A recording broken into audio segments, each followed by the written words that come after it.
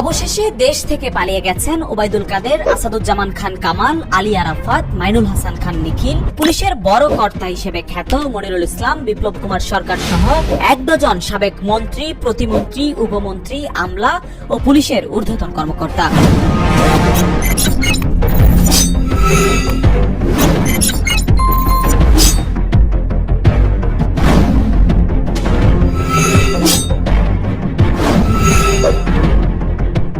শুধু তাই নয়, তারা এখন কে কোন দেশে অবস্থান করছেন তার তথ্য পাওয়া গেছে বিভিন্ন সূত্র থেকে। একটি সূত্র থেকে জানা গেছে আওয়ামী লীগের সাধারণ সম্পাদক ও সাবেক মন্ত্রী ওবায়দুল কাদের ভারত হয়ে এখন দুবাই অবস্থান করছেন। বিতর্কিত এই মন্ত্রী দীর্ঘদিন সীমান্তবর্তী এলাকায় ভুল বদল করে গা ঢাকা দিয়েছিলেন। ৮ আগস্ট তিনি সীমান্ত দিয়ে ভারত চলে যান।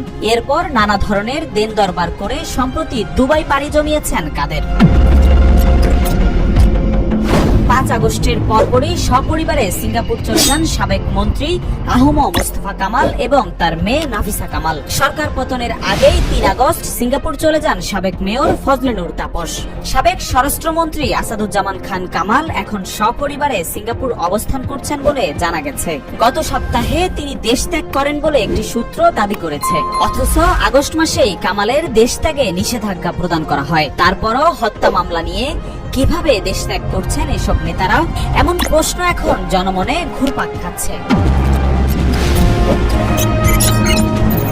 যেসব নেতা ও আমলারা দেশ ত্যাগ করছেন তারা সিলেট, আখাউড়া, নেত্রকোনা, ময়মনসিংহের হালুয়াঘাট, যশোর অঞ্চল, লালমনিরহাট সহ উত্তরাঞ্চলের সীমান্ত দিয়ে যাচ্ছেন। কোন কোন সীমান্তে জনপ্রতি ৫০,০০০ টাকা দিয়ে পার হচ্ছেন। আবার কোন কোন সীমান্তের লেনদেন ২৫ থেকে ৩০ লাখ টাকার মতো বলে জানা গেছে।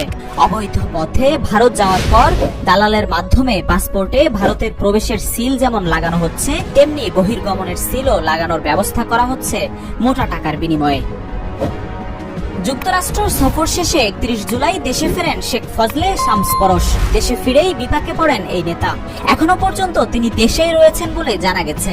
হাসিনা পরিবারের বেশ কয়েকজন এখনো দেশ ত্যাগ করতে পারেননি, যাদের নিয়ে শেখ হাসিনাও টেনশনে রয়েছেন বলে আওয়ামী লীগের একটি সূত্র থেকে জানা গেছে। তাদের মধ্যে রয়েছেন শেখ ফজলুল করিম সেলিম, শেখ হেলাল উদ্দিন, শেখ তন্ময়, শেখ সালাউদ্দিন জুয়েল, সাদিক আব্দুল্লাহ সহ বেশ কয়েকজন।